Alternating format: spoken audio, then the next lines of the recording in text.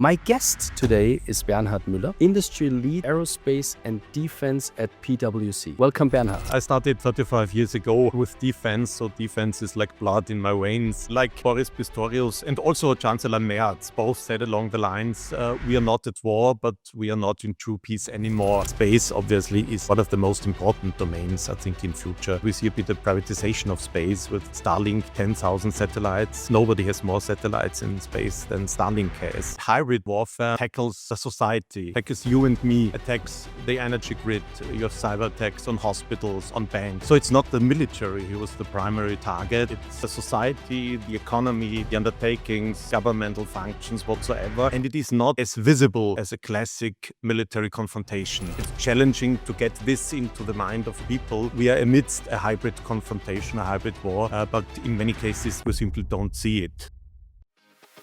Let's talk about tech.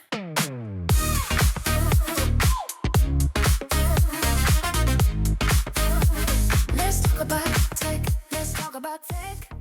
Hello and welcome to Let's Talk About Tech. Today we will speak about defense and innovation here in our podcast for venture capital and private equity, brought to you by Venionaire Capital, the entrepreneurial partners. My guest today is Bernhard Müller, Dr. Bernhard Müller to be precise, Industry Lead Aerospace and Defense at PwC. Welcome, Bernhard.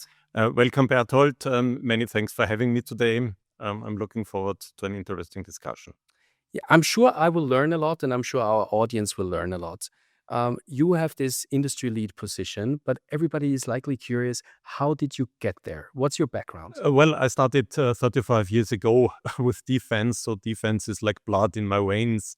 I was commissioned into the Austrian Armed Forces, was serving as a platoon and company commander. So going from down to up in the military, learning a lot about the military, about military structure, military operation.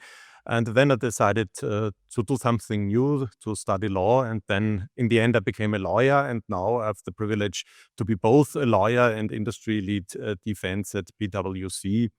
Which is very challenging in a place like this, where geopolitical disruption seems to be normal, instability the new normal. So challenging, but also very interesting times. And it's very interesting to combine both worlds, the legal world together with the industry world, and drive things forward.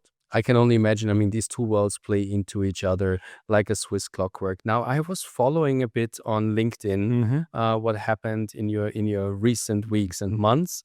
And obviously, there was the 62nd Munich Security Conference. And you posted from this conference that we are living in a world today of hybrid threats. What are hybrid threats? Well, like Boris Pistorius and also Chancellor Merz both said along the lines, we are not at war, but we are not in true peace anymore. And hybrid warfare, that's the tricky thing, is tackles the society, tackles you and me, attacks the energy grid. You have cyber attacks on hospitals, on banks. So it's not the military who was the primary target. It's the society, the economy, the undertakings, governmental functions whatsoever. And it is not as visible as a classic military confrontation. And this is why it is a bit challenging to get this into the mind of people, that we are amidst a hybrid confrontation, a hybrid war, but in many cases we simply don't see it. Mm-hmm. So what you're saying is there is a cyber battlefield out there where more institutions and more countries are involved than we would recognize? Yes, cyber battlefield, obviously. And when you see that, for instance, the homepage of certain companies are down, we have attack on bank servers, military servers.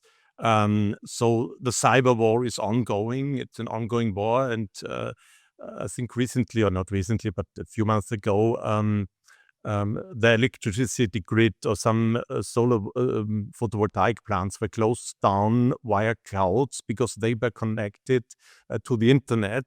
And in the UK, this happened. They were simply shut down for various hours and nobody could do anything against it. But aren't those attacks coming from private criminal organizations? I'm surprised this is in a defense context. Is there like a percentage of how much like private criminals and government warfare is I mean, it's obviously a gray zone. It's difficult to say that it's 80% or 60% or 50% military, but often the military or states use private players to carry on these cyber attacks. So it might come from some private group, but behind could be whoever, a state.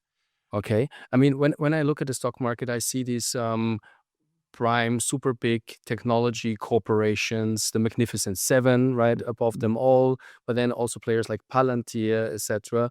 Aren't those superpowers in the digital world? Like how does this work? To me, it's a bit stunning, right? To have so much cyber defense and cybersecurity activity, and I always ask myself, who's smart enough to actually go against these giants?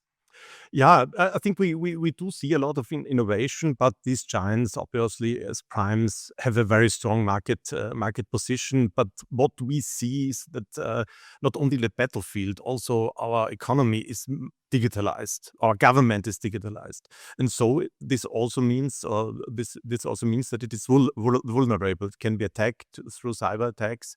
So cyber disinformation, drones, of course, are the new form of hybrid warfare, which do not only target the military, but the society and our economy, our critical infrastructure, of course.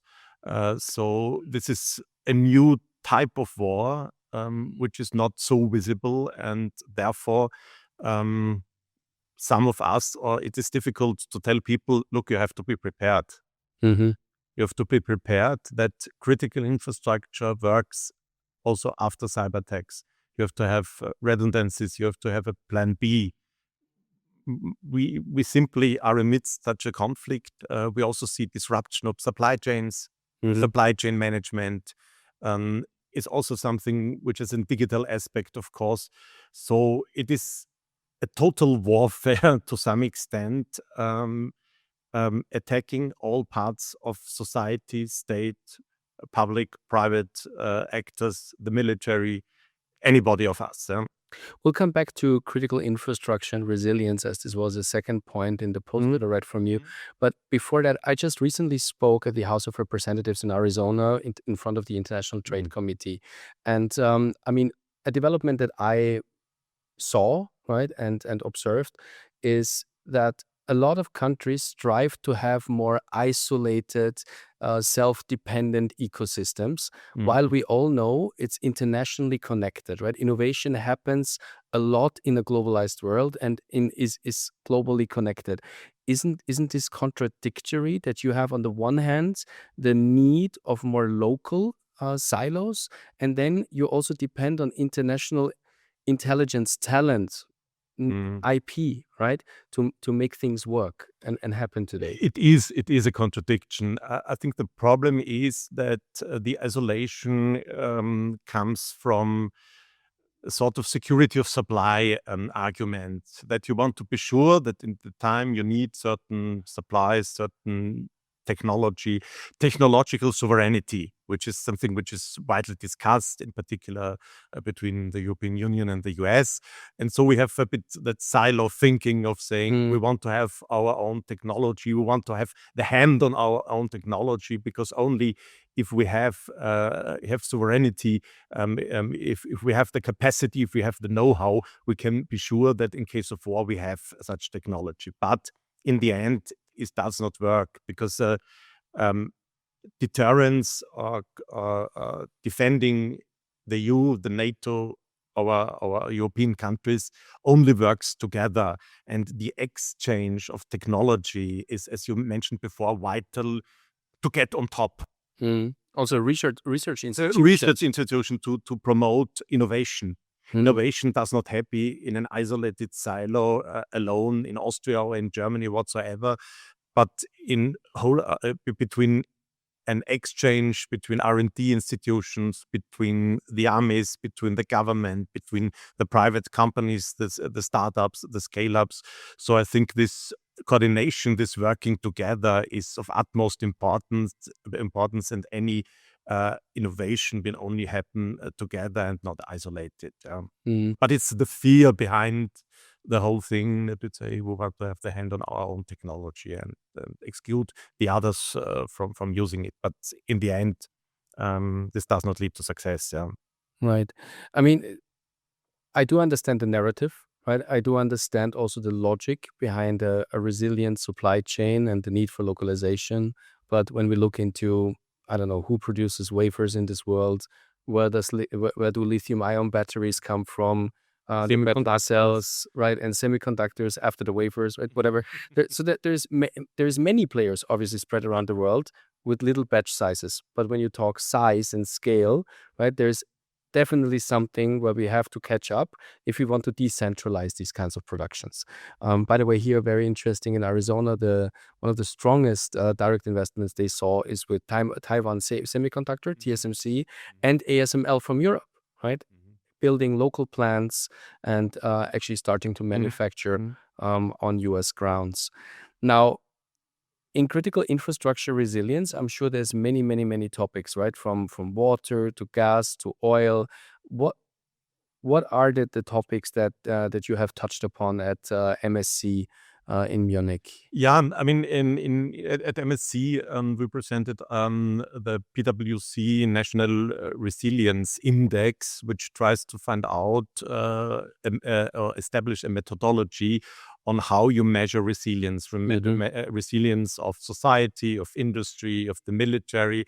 So resilience is always about the whole picture. It's not as in hybrid warfare, the military own.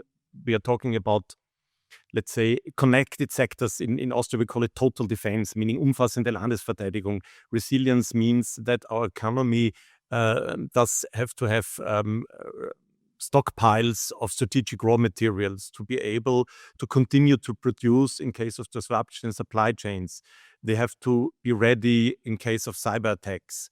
So CEOs nowadays, according to my opinion, would not only ask themselves if they are efficient, but also if they are effective.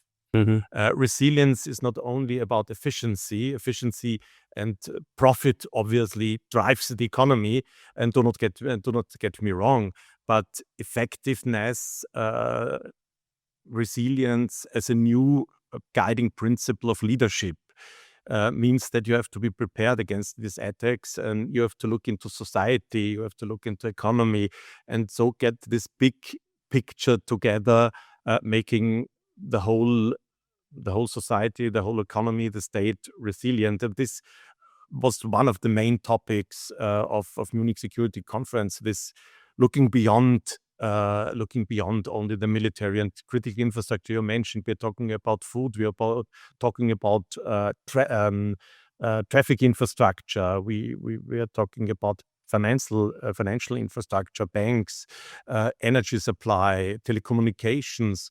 All these are vulnerable assets. We have had a legislation with respect to cyber.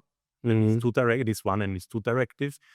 But it was totally neglected that there are also physical infrastructures like a hydropower plant, the electricity grid, telecommunications infrastructure, which are necessary to uphold basic functions of society, of state. And in a hybrid warfare, it is not excluded that we will see terroristic attacks on that critical infrastructure. Drones is a big issue.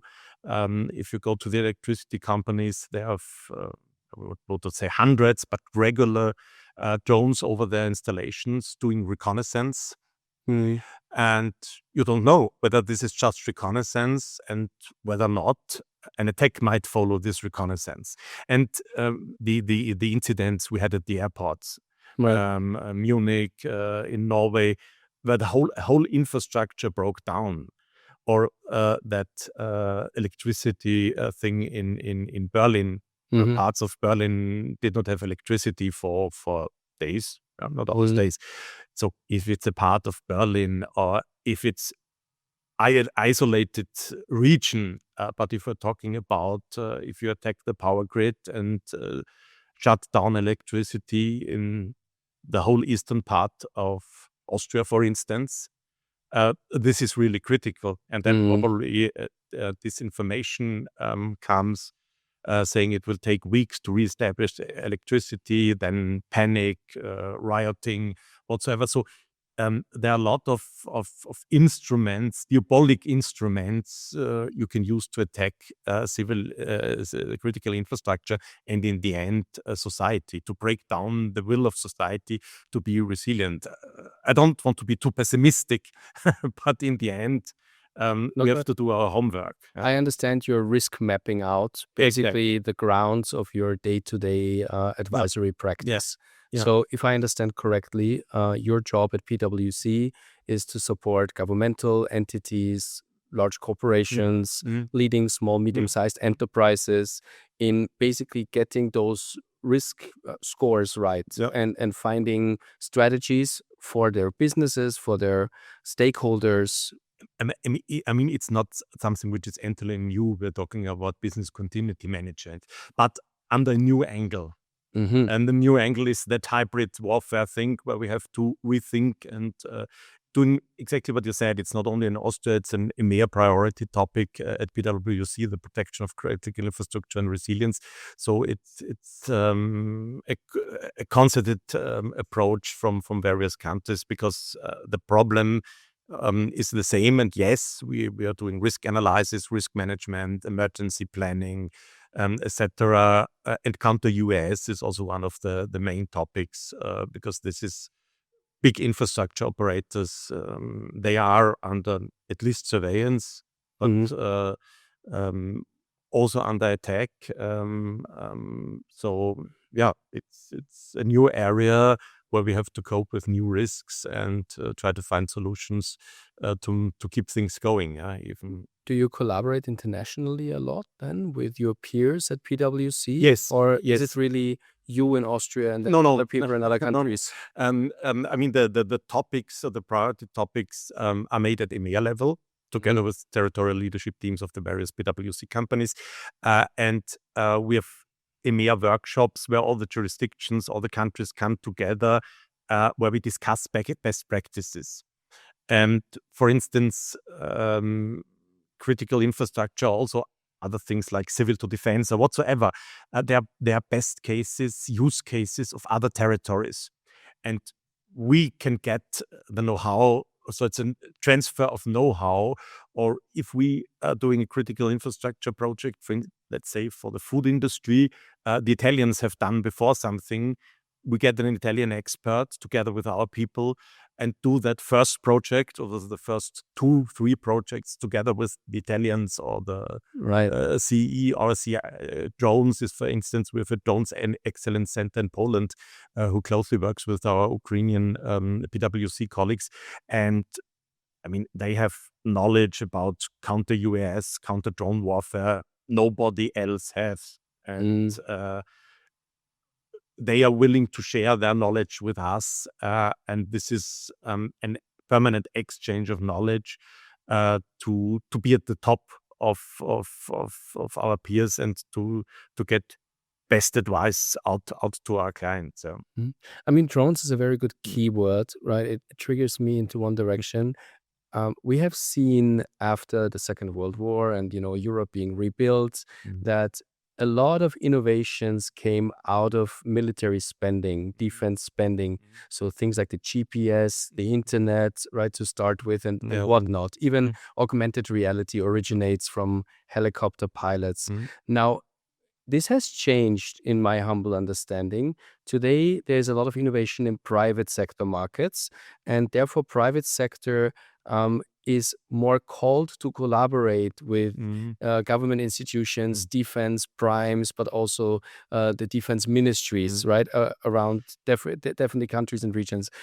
How do they collaborate, and how does this really work? I mean, I don't wake up and want to build a defense company, right? And then I do have my super special contact at a defense prime company. That's quite unusual. So how do you bridge that? Well, I think the reason why that shift has been from from military innovation to civil innovation is basically the peace dividend we paid since the 1990s, the fall of the Iron Curtain.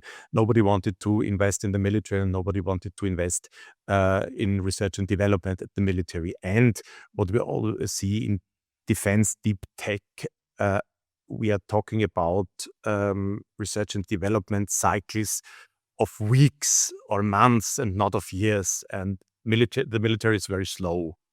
Our procurement circles are 5 or 10 years.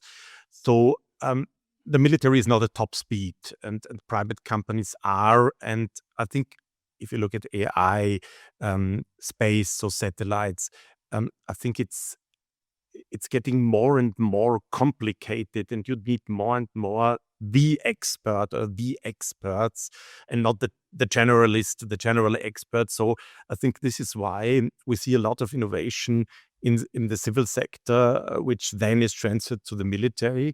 And I think it also definitely makes sense, that dual use approach. Why? I've learned that in Israel, where they have an innovation command at the Israeli Defense Forces, and a general who is in charge of innovation, which, according to my opinion, is really great. And they said, we are going dual use. And why? Because if we need an encrypted communication system, and there is some civil thing, and we only have to adapt it, we are much more faster than if we try to develop it as a military from scratch. And the other way around, scaling. Even in Israel, they said something only for the military is not enough.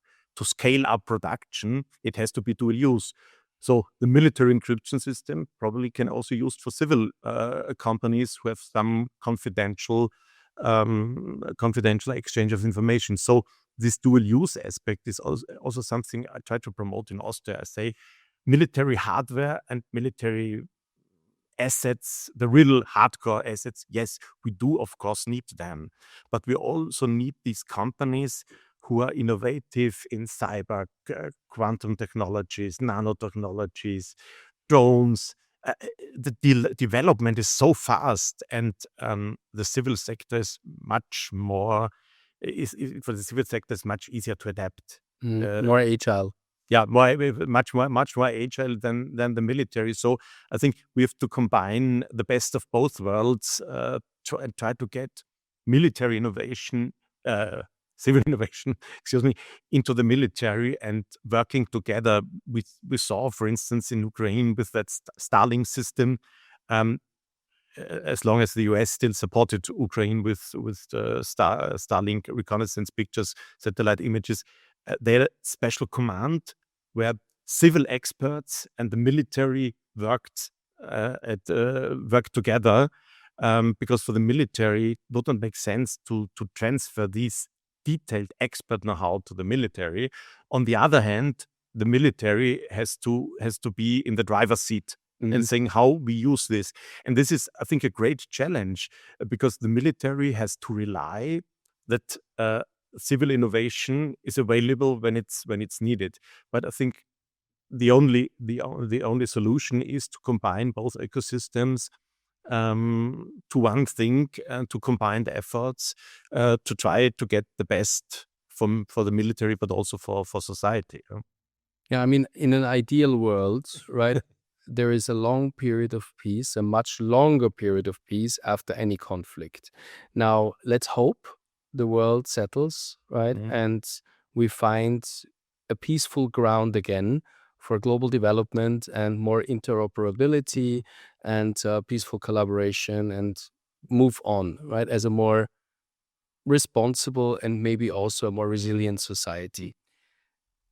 What's your take when you look into the near future, right? Under this scenario that things will calm down in, I would say, the battlegrounds of today. Well, I think the situation will geopolitical situation will still remain unstable and very fast changing. Even if we have peace in Ukraine or peace in other countries where we see armed conflicts now.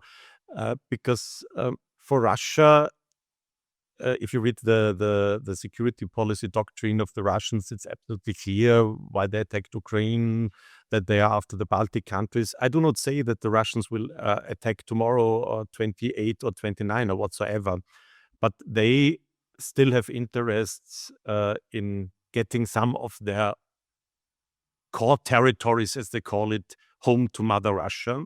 So this will continue, hybrid, subconventional, or potentially even real conventional war. Is this public knowledge, this paper? Is this something that's... It's a good question. I think, yes, it should be. I read it in a doctoral thesis of a German general who wrote about this. He wrote about an attack on the Baltic states, and in their introduction, about 50 pages, he described this, the Russian foreign policy doctrine, military doctrine, or whatsoever.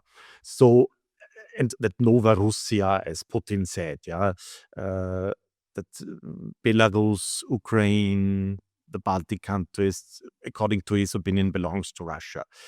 That does not necessarily mean he will attack tomorrow the Baltic countries, but he wants to get it under Russian influence. And we have seen it in Ukraine 2014, then the annexation of Crimea, and then that green guys coming into eastern Ukraine and staying there, small subconventional wars, and then in the end, 22 we saw this has not worked, and then the attack came. So that escalation, the potential of escalation on the Russian side still exists. Then we have that Greenland, Iceland issue of the US.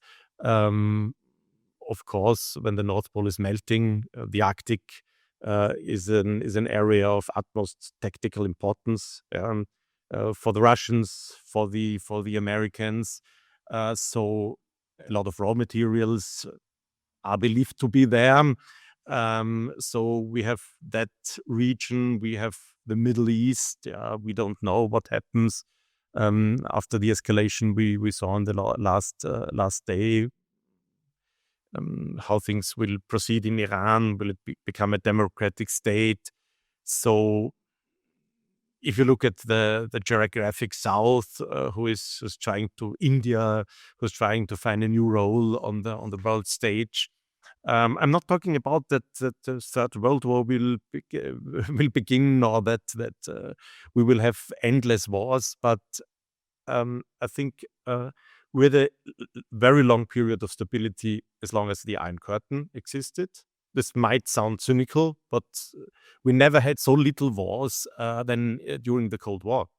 Then the fall of the Iron Curtain, and we had Bosnia, Croatia, Slovenia, with much more people death on battlefield than any time before. But for us, it was the period of endless peace, prosperity. Some historian who wrote about the end of history with the fall of the Iron Curtain, but it's not the end of history. So, so I think geopolitically, the situation will remain challenging. We don't know how the transatlantic alliance, the transatlantic component of NATO, will we see a new NATO in the next 5-10 years, with Europe in the driver's seat, where the US only guarantees nuclear deterrence, and the rest of the NATO will have to rely on their own European efforts. In Germany, at Munich Security Conference, at the side event, for instance, it was discussed whether Germany should have its own nukes, because there was the fear that the Americans even will withdraw nuclear Teilhabe, nuclear deterrence, and so it's in a changing, and defense tech and uncertainty will something we will face for the next, let's say, 10, 15, or even 20 years, without the necessity of having classical conventional wars. Sounds scary when I listen to you. I'm very glad you have that job and I'm not involved. I hope people get rid of those nukes. It's causing, I think, more problems, even though they're used mostly for threats. Seldomly they have been, but I very humbly feel that it's Yeah. time to focus and put energy on peace again. Now, one last battlefield I need to mention though, and that's space. There is more and more commercialization of space.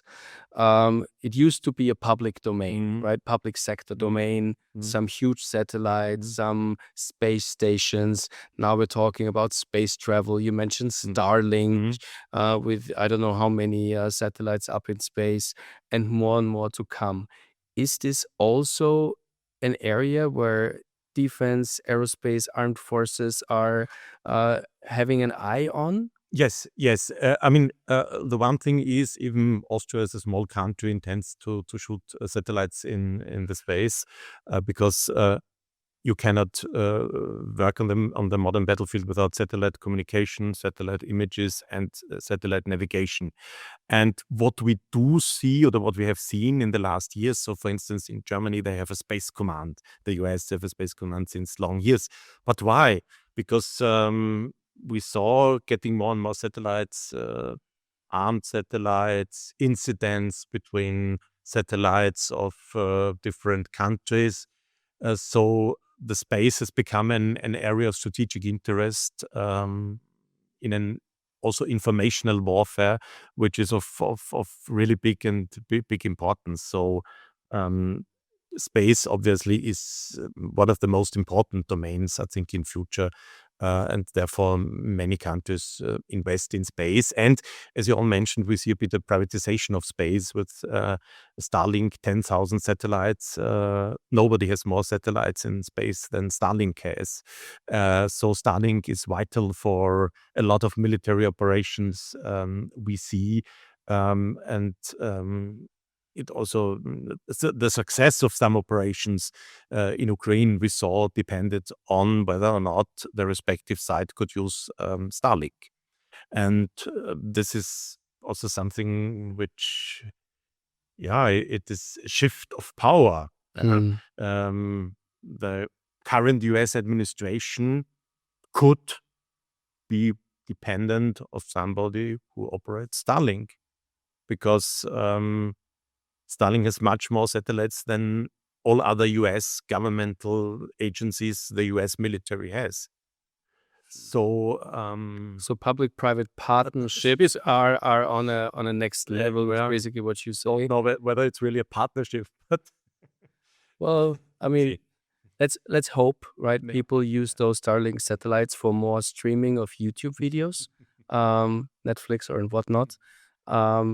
And here, no sponsoring is paid. It's just I just look at my kids, right, and what they do. Yeah. And I'm certainly aware that most people here are following us on YouTube, besides the podcast channels from Spotify to Apple, Amazon, and whatnot.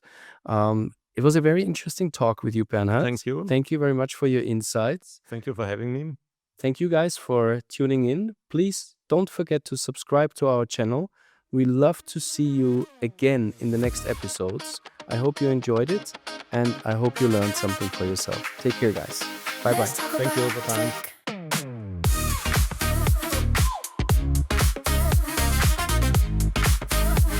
Let's talk about tech. Let's talk about tech, baby. Let's talk about your IP. Let's talk about steel, baby. Let's talk about